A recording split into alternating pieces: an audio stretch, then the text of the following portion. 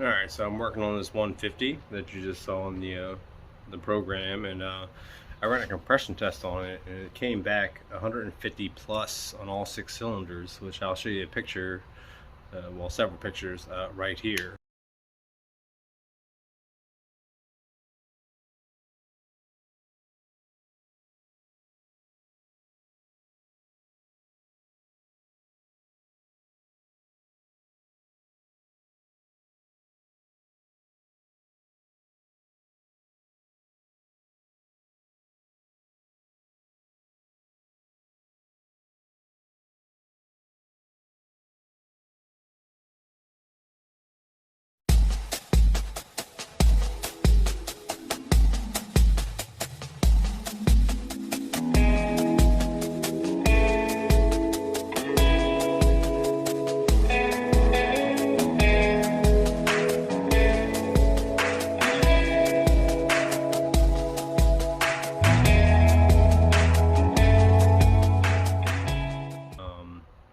So now, this is a matter like, is this engine going to talk? Okay, so I was having doubts about the compression readings because they're very high.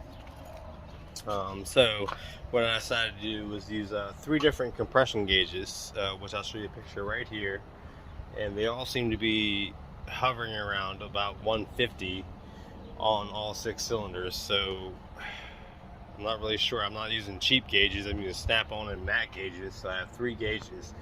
But the preliminary gauge, the first gauge that I used, was only off by 2 psi, and then the second gauge, it dropped down to 150, and then the mat gauge dropped down to 150. So the first gauge said 151 to 152, so it's very close. So what I'm going to do is put these spark plugs back in, and we're going to make it talk. I mean, that's really what matters at the end of the day, compression or not, you know. So let's do it.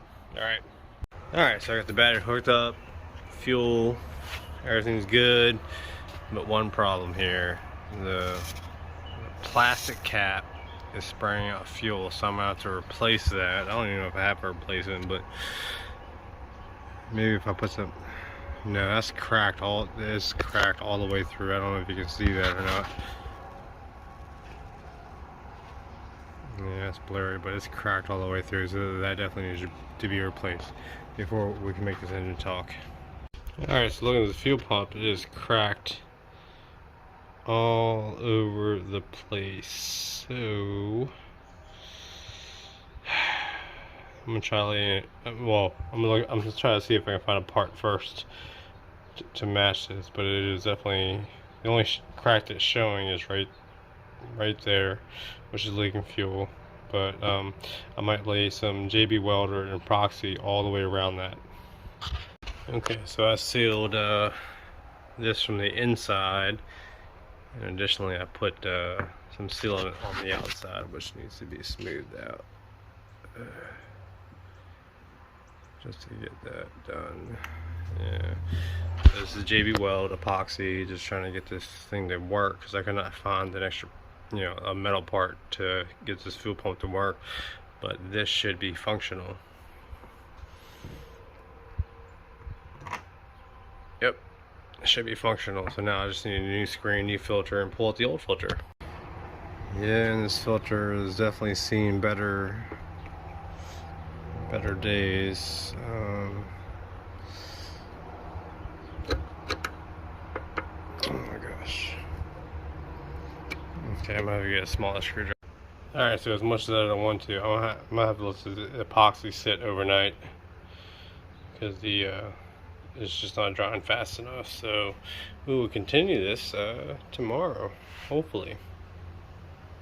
Okay, so what I did was put some JB Weld on top, put it in, smoothed it out for all the cracks. It is fuel resistant. JB Weld is fuel resistant. And then I got a brand new filter and a gasket, so I'm gonna go ahead and put this on. Basically just plug and play. You just screw it down with a Phillips screwdriver, not super tight because you don't want to crack this plastic, but definitely super snug. Okay, all right, so I got everything back together. This was actually clogged, so I had to take this whole back cowling off and pull this out, and I'll show you some pictures right here, but it should be ready to talk. So I mean, I'm gonna find out. And and give us.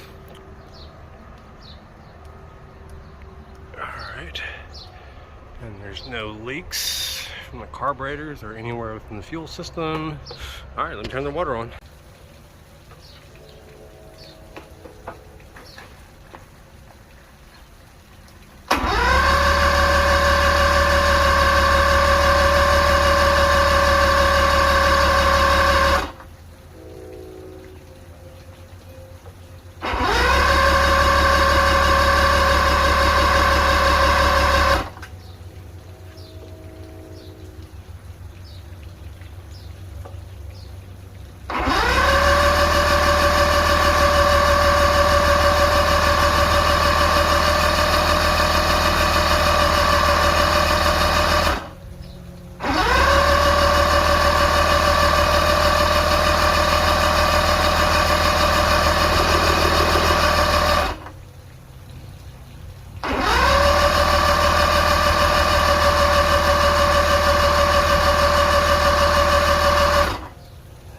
Okay, so I just did a spark test on all 6 cylinders here. Every single one had a spark.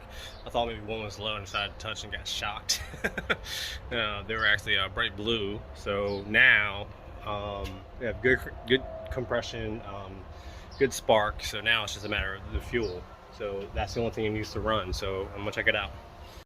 Alright, so I'm gonna try to do this here. So what I'm looking for, when the primer bulb is completely tight, when it hits its venturi on the bottom here, and fuel's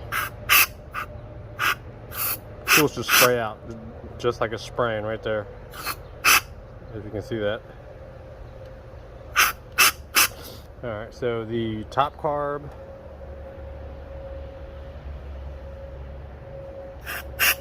oh, got me in the face.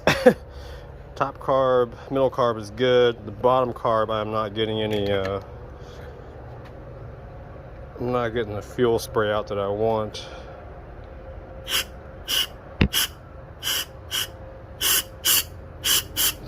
So something's going on with the bottom carb, so I'm going to check that out.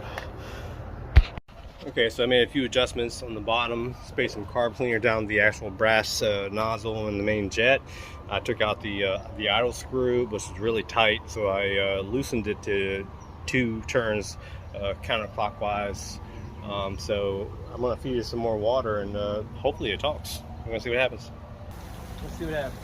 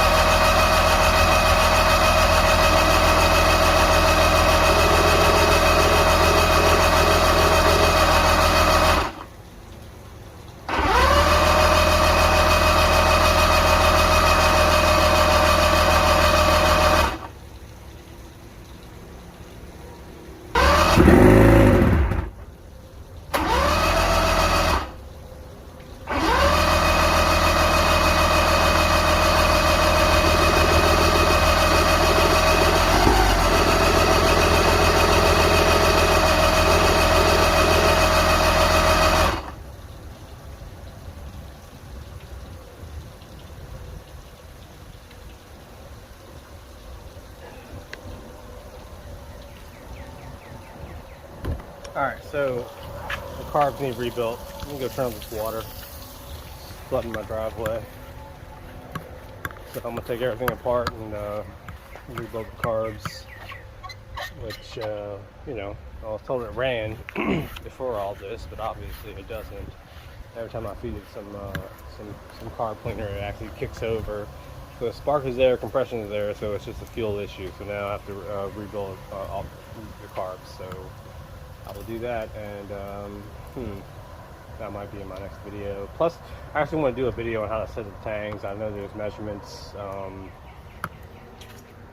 not even sure what the measurements are, but they're a little bit ridiculous in my opinion. but I'll show you guys an easy way to set the actual tanks. Okay, so I'm going to go ahead and start tearing this thing down and pull the carbs out, rebuild it. I'm going to go ahead and put brand new fuel lines in it too. Why not? Okay, alright. Thanks for watching. Happy boating.